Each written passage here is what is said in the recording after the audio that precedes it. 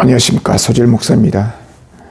자, 오늘은 우리 교회와 관련된 민법 내용을 한번 살펴보도록 하겠습니다. 교회를 운영할 때 혹은 교회가 분쟁이 발생하였을 때에 어떠한 원칙과 법률에 의해서 문제가 해결되는가, 이와 같은 이야기들을 잘 이해하고 있어야 합니다. 우리 교회법과 교회 국가실정법을 잘 이해하고 있어야만 교회 운영에 문제가 없습니다. 교회는 대한민국 국가 안에 존재하기 때문에 교회법도 준수해야 되지만은 국가실정법도 바르게 이해해야만 합니다. 교회가 어떤 법률 행위를 할 때에 어떠한 법과 원칙이 적용되는가, 이와 같은 원칙을 바르게 이해하지 않고서는 곤란한 경우가 참으로 많이 있습니다. 교회법과 관련된 어떤 정확한 법리적인 문제를 바르게 이해하고 있지 않으면 교회는 혼란에 빠집니다. 너의 이야기, 나의 이야기, 너의 주장, 나의 주장, 다양한 주장들이 있겠죠. 다양한 사람들이 모여서 집합체를 이루고 있는 이 교회는 다양한 의견이 있을 수가 있습니다. 그때마다 문제가 발생했을 때에 어떤 원칙을 정하게 되면은 문제가 해결될 수가 없죠. 반드시 사전에 어떤 정확한 원칙과 규범물, 귤들을 잘 제정해 놓고 그 원칙대로 교회를 운영해야 합니다. 자, 교회를 운영할 때 가장 중요한 것은 교회법. 교회법이라고 하는 것은 정관과 교단 헌법이죠. 개별 교회가 어떤 특정 교단에 소속되어져 있다고 한다면 교회를 운영하는 중요한 준칙은 교회법은 결국 교회의 정관과 교단 헌법이라 그렇게 말할 수 있겠습니다. 물론 교단 헌법과 교회 정관이 충돌할 때 어느 법이 우선인가에 대한 문제가 계속 논의되고 있고 법원에서 여러 가지 판례로 우리에게 남겨주고 있는데, 그런 것들은 추후에 우리가 계속해서 공부해서 그러한 분쟁이 발생했을 때, 그런 갈등 요인이 발생했을 때 어떻게 해결해야 할 것인가, 그와 같은 문제를 논의하도록 하겠습니다. 자, 오늘은 교회를 운영할 때나 교회가 분쟁이 발생했을 때는 교회법과 국가실정법을 염두하지 않고는 문제 해결을 할 수가 없습니다. 따라서 교회법으로만 분쟁이 해결되면 얼마나 좋겠습니까? 교회가 자체적으로 문제를 해결하지 못하고 국가법원 소송으로 이어진 경우가 많이 있지요. 교회 분쟁은 곧 법정 분쟁이라는 말이 있기도 합니다. 그렇다고 한다면 우리들은 교회 내부적인 분쟁과 더불어 국가기관이 교회를 어떠한 법리에 의해서 판단하여 분쟁을 해결하는가, 그 문제를 이 시간에 간단하게 한번 논의해 보도록 하겠습니다. 교회는 앞서 말씀드린 것 같이 교회는 교회법과 국가실정법이라고 했습니다. 이제 국가실정법과 교회법은 거의 충돌된 개념이라기보다도 서로 상호 보완적인 관계 속에서 교회법과 국가법은 특별한 원칙에 의해서 특별한 경우를 제외하고는 거의 다 대동소이합니다. 교회법이고 국가법이고 국가법이고 교회법과 같은 어떤 원칙들을 갖고 있습니다. 그래서 교회법과 국가법을, 실정법을 좀 바르게 이해하고 있으면 훨씬 지금보다 분쟁이 덜하리라, 그렇게 생각되어진 겁니다. 우리 속담에 무식이 용맹을 부린다, 그런 말이 있습니다. 정확하게 원칙을 알고 그 원칙에 의해서 교회를 운영할 때 모든 다툼을 해결할 수가 있습니다. 원칙대로 교회를 운영하는 것이 교회의 힘이 되고 많은 사람들을 설득하는 설득 논리가 된다는 사실입니다. 자, 교회는 비영리 단체입니다. 영리를 목적으로 하는 단체가 아니라 영리를 목적으로 하지 않는 비영리 단체, 비영리 법인이라고 말하면 안 되겠죠. 교회는 법인이 아니기 때문에. 따라서 교회를 가리켜 비법인 단체라, 그렇게 이야기합니다. 비법인 단체인 교회에 적용된 실적법 중에 민법이 있습니다. 여러분, 교회는 상법이 적용되지 않고 주식회사법, 영리를 목적으로 하는 주식회사랄지 상법이 교회에 적용되지 않고 교회는 민법이 적용된다는 사실을 우리는 여기서 먼저 이해하고 넘어가야 합니다. 교회가 분쟁이 발생했을 때 간혹 많은 어떤 변호사님들이나 일반 교회가 주주총회 원칙을 가지고 교회 안에 들어온 경우가 있는데 그 주주총회에는 상법의 근거를 하고 있으며 그것은 곧 영리를 목적으로 한 법인이기 때문에 교회에 그대로 적용되지 않고 교회는 민법이 적용된다라고 말할 수가 있겠죠. 민법은 우리가 알다시피 사익 간의 사람들 사이의 권리 의무에 관한 내용들이 주 쟁점으로 핵심으로 규정하고 있죠. 자, 우리나라 민법은 일제시대 때 일본 민사령에 의해서 운영됐었죠. 그래서 일본 조선총독부에서 종교단체 법인을 설립 허가를 해주고 일제시대 때 종교단체 내에 법인을 설립해서 교회 재산을 관리했던 그런 기록들을 우리가 확인해 보게 되는데, 해방을 받은 이후 1945년 8월 15일 해방을 받은 이후에 계속해서 우리 교회는 일본 민사령에 의해서 운영되어 오다가 1958년 2월 22일에 우리 민법이 공포되었습니다. 우리나라가 새롭게 민법을 제정했던 거죠. 민법을 제정하고 나서 민법을 제정하여 공포하고 나서 1958년 2월 22일에 민법을 제정해서 공포하고 나서 1960년 1월 1일부터 시행하게 되었습니다. 그래서 자, 우리 교회, 우리나라의 민법이 1960년 1월 1일부터 시행해 왔다는 점, 1960년 1월 1일 시행되어져 온 그 민법이 이 교회에 적용되는 것이죠. 그런데 교회는 우리 민법에 비법인 사단으로서 교회에 대한 규정이 거의 없습니다. 교회를 비법인 사단이라고 말하죠. 국가는 교회를 가리켜 국가 법률은 교회라고 하는 이 특수 단체를 법인 아닌 사단이라고 하는 단체법 속에 이해하고 적용을 하게 됩니다. 자, 그런데 우리 교회에 문제가 발생했을 때 민법에 법인 아닌 사단의 규정을 적용하는데, 민법의 법인 아닌 사단에 대한 규정은 공동 소유 규정의 한 4개의 항목밖에 없어요. 그래서 교회의 다양한 분쟁을 민법의 비법인 사단 4개의 항목 속에 적용해서 문제를 해결할 수가 없어요. 대법원은 어떤 판례를 내놓고 있느냐면, 자, 교회는 비법인 사단인데 비법인 사단 규정은 민법에 4개 항목밖에 없어요.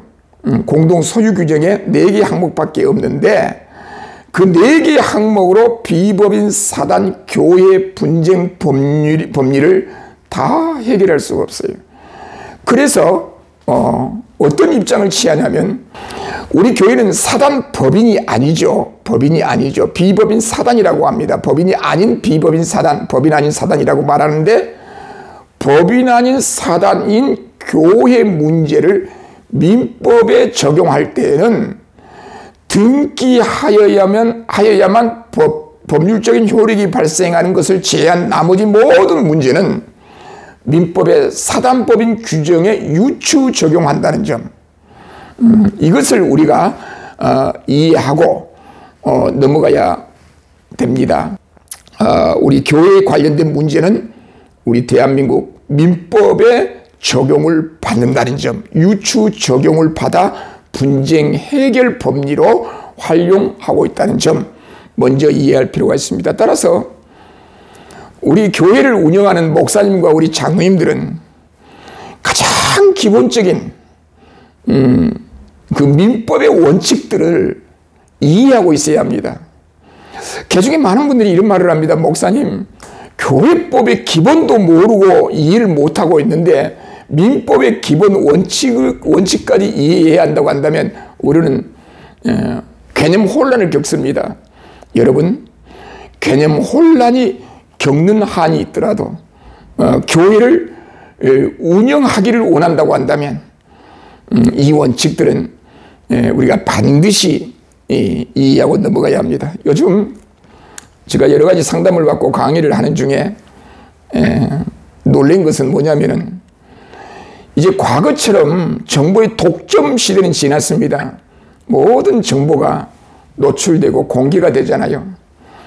그래서 우리 목회자와 장로님들보다 더 교회 평신도 성도들이 우리 목회자와 장로님들보다 더 법리에 밝아요.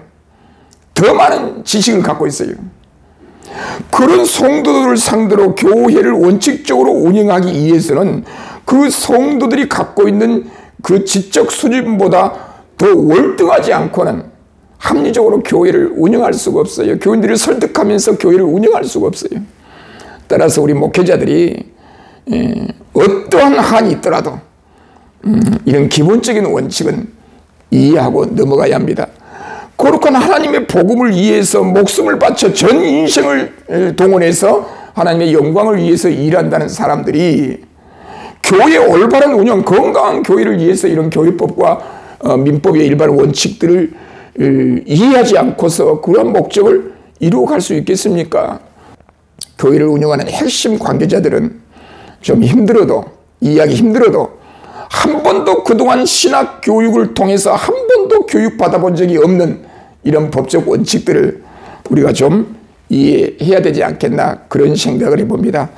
자, 오늘은 이런 의미에서 민법, 교회와 관련된 민법 규정 중에 공동 소유 관계 속에 교회에 적용된 법이라는 사단의 규정을 한번 이제 살펴보면서 오늘은 민법 275조를 알아보겠습니다. 다음 시간에는 민법 276조를 살펴보겠는데 오늘은 민법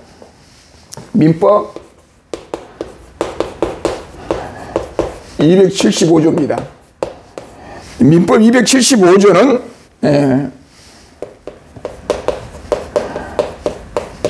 물권의 소유입니다. 물권의 소유. 물권의 소유인데 1항과 2항으로 구분되어져 있습니다. 자, 이 민법 275조 제1항은 법인 아닌 사단의 사원이 물권을 소유할 때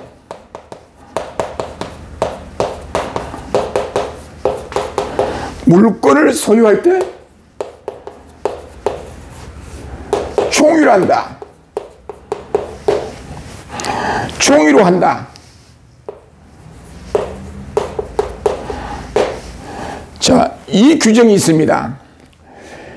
자, 교회가 분쟁이 발생될 때에, 교회를 운영할 때에 이 민법 275조는 아주 중요하게 적용이 됩니다. 법인 아닌 사단, 교회를 법인 아닌 사단으로 이해를 하죠. 해석을 하죠. 법인 아닌 사단인 교인이.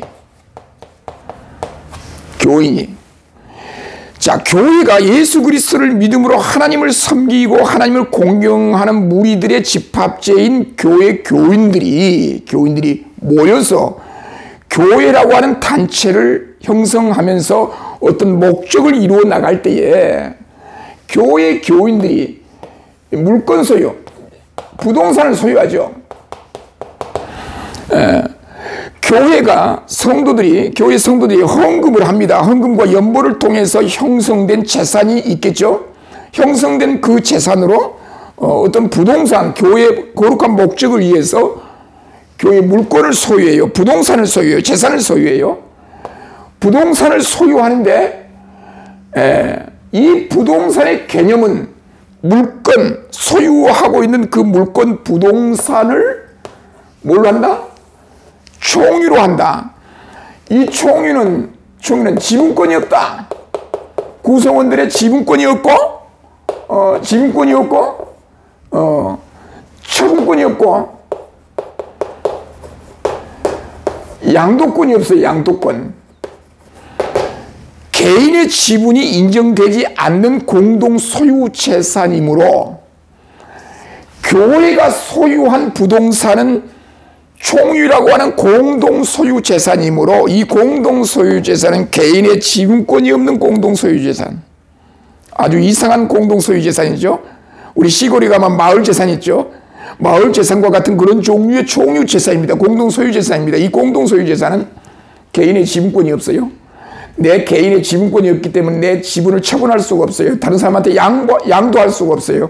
그러나 재산을 처분하는 공동회의, 교인총회에 참석하여 의결권을 행사할 수 있어요.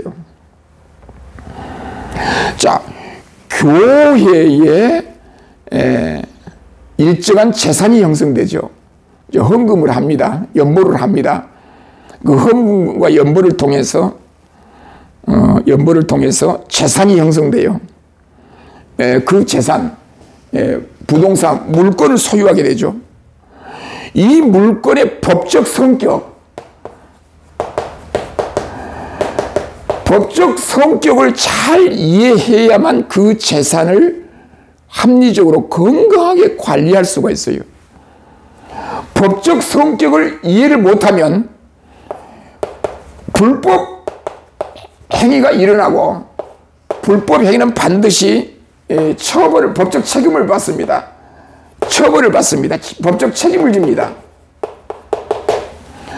따라서 교회 재정이나 재산에 관해서 불법으로 집행하지 않으려면, 불법으로 집행하면 법적 책임이 따르죠. 형사 입건되기도 하죠. 그 법적 책임을 피하기 위해서라도 원칙, 법적 성격에 의해서 이 법리를 잘 이해해서 원칙대로 재정과 재산을 집행해야 한다는 이야기예요. 그러니까 우리 많은 목회자들이, 우리 교회 구성원들이 교회는 국가 안에 존재를 하고 있다는 거예요. 국가 안에 존재한 교회는 국가를 상대로, 제3자를 상대로 어떤 법률 행위를 해야 할 때가 많이 있어요. 예를 들어서 헌금을 모아가지고 재산이 형성되자 그 재산을 가지고 부동산을 매입합니다. 이 부동산을 매입해가지고 소유할 때 부동산을 매입해서 교회 명의로 등기소에 가가지고 등기를 하죠. 교회 명의로, 단체의 명의로 등기할 수 있다는 법리가 교회를 법인 아닌 사단으로 이해하기 때문에, 교회를 법인 아닌 사단으로 이해하고 있기 때문에 부동산 등기법 제26조에 의하면은 교회가 단체의 명의로 부동산을 소유할 때 단체 이름으로 등기소에 등기를 할 수 있다. 이것이 법률이란 말이에요. 법률. 이런 법률에 의해서 우리 많은 교회가 재산을 취득하고 나서 교회 명의로 등기를 하고 있잖아요. 즉 교회는 교회법으로만 안주할 것이 아니라 국가실정법에 의해서 어떻게 교회가 법률 행위를 하고 있는지, 그건 가장 기본적인 사실들에 관해서는 이해를 하고 있어야 돼요. 그러니까 교회를 법인 아닌 사단으로 인정된다는 거, 법인 아닌 사단은 민법의 법인 규정에 유추 적용한다는 거, 유추 적용할 때 등기하에만 법률적 효력이 발생하는 그런 규정들을 제한 나머지는 다 민법, 법인론에 유추 적용한다는 점. 그래서 교회는 항상 민법 규정과 같이 갑니다. 민법의 법인 규정과 같이 간다는 점. 법률을 이해하여야 교회를 무리 없이 운영한다는 점. 그래서 교회가 부동산을 소유할 때 그 재산은 총유로 하기 때문에 그 재산은 이제 나중에 다음 시간에 살펴보겠지만은 이 총유 재산, 교회의 재산을 총유 재산이라고 하기 때문에 주인들이 누구냐? 소유권자가 누구냐? 교인들이라는 거예요. 공동의 회원들, 교인들이라는 거예요. 교인들의 허락을 받지 않고 공동 소유권을 가지고 있는 교인들의 허락을 받지 않고는 집행을 못한다는 거. 허락에 의해서 집행한다 하더라도 집행 후에 소유권자인 교인들에게 승인을 받아야 한다는 점. 그러니까 교회의 재산은, 재정과 재산은 담임 목사 소유도 아니고 장로님들의 소유도 아니고 당의 소유도 아니고 교인들의 공동 소유 재산이에요. 그래서 재정 집행, 재산 처분, 관리 모든 행위는 교인들의 결의가 있어야 돼요. 허락이 있어야 돼요. 목회자가 갑이 되고 교인들이 을이 되는 개념이 아닙니다. 이 법률 관계는, 권리 의무 관계는 목사가 갑이고 교인들이 을 개념이 아니고 그 재산의 공동 소유권을 가지고 있는 그 교인들에 의해서 모든 재산이 집행된다는 사실, 이것을 이해하는 것이 중요하죠. 자, 여기 275조 2항에 보면은, 2항에 보면 이런 규정이 있어요. 총유에 관해서는, 총유에 관하여는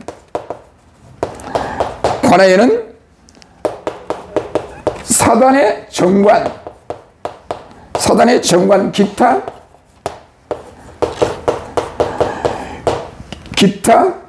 계약,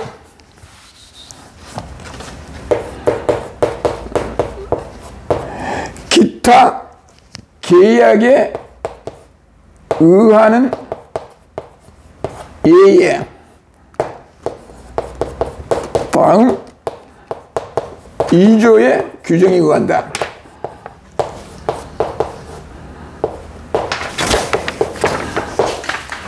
자, 여기 275조 제2항은 총유에 관하여는, 이 총유에 관하여는, 교인들의 공동 소유 재산에 관하여는 사단의 정관, 이 사단은 단체 아닙니까? 단체의 정관, 교회의 정관, 교회 정관이나 기타 계약에 의한 것 외에 다음 2조 규정이 관다. 다음 2조 규정은 민법 276조, 다음 276조, 277조 규정. 이 규정은 다음 시간에 이제 살펴보기로 하고요. 자, 총유 재산은 276조, 277조는 총의 결의에 따른다. 이제 그 이야기인데, 총의 결의가 있어야만 총유 재산이 처분되고 관리되고 보존된다. 이제 그 이야기인데, 275조 2항은 총의 결의에 의해서 정관을 만들죠? 총의 결의로 교인들이 정관을 통하여 총유 재산에 관련된 법리를, 처분 내용을 정관에 규정되어 있으면 정관대로 한다. 정관대로 한다. 그 이야기입니다. 무슨 말이냐면, 정관은 공동의 결의로만 가능하죠. 재산 처분은 공동의 결의가 있어야 합니다. 그런데 공동의 결의로 정관을 교인들이 만듭니다. 그 정관에다가 총유 재산, 교회 재산에 대한 관리 처분 행위를 구체적으로 정관에 규정했다고 한다면 그 규정대로 먼저 집행한다는 건, 적용한다는 겁니다. 재산 처분 관리 행위가 교회 정관에 규정되어 있다고 한다면 총의 결의가 필요 없이 그 정관에 규정된 처분 방법에 따라 재산을 처분한다. 그 개념이 민법 275조 2항이에요. 자, 이런 민법의 원리에 의해서 대법원은 이런 판결을 내놨어요. 한번 보겠습니다. 지금 한번 읽어보겠어요. 재산 처분에 있어서는, 교회 재산 처분에 있어서는 그 교회 정관, 기타 규약에 의하거나 그것이 없는 경우에는 그 교회 소속 교인들의 총회의 결의에 따라야 한다. 재산 처분 방법은 두 가지입니다. 첫 번째, 정관에 재산 처분 규정이 있으면 그 규정대로 한다.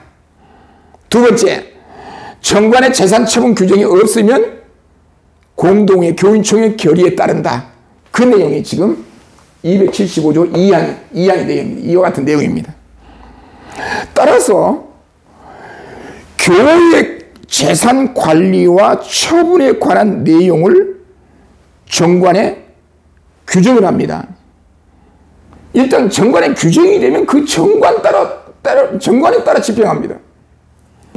예를 들어서 정관에 재산 처분은 당의 결의에 따른다. 그런 규정을 정관에 뒀다고 쳐요. 그러면 그 교회의 재산은 당회가 처분해도 적법하다는 거예요. 여기서 문제가 발생해요. 교인들은 아무런 개념 없이 정관에다가 재산 처분은 당에 이임한다. 당의 직무 가운데 재산 처분 규정을 둬버려요. 그러면 그 당회가 포괄적으로 제한 없이 교회 재산을 처분해도 교인들이 할 말을 못해요. 왜냐하면 포괄적으로 다 이임을 해버렸기 때문에.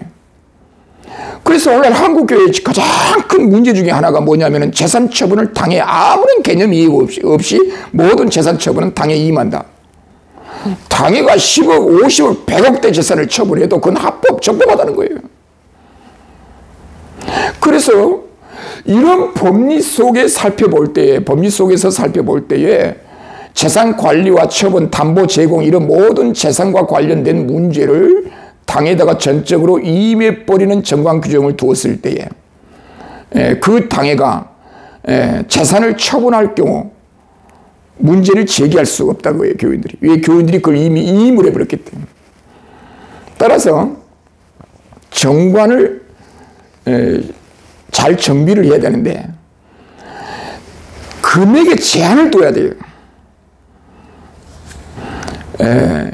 그리고 처분 대상을 분명히 해야 돼요.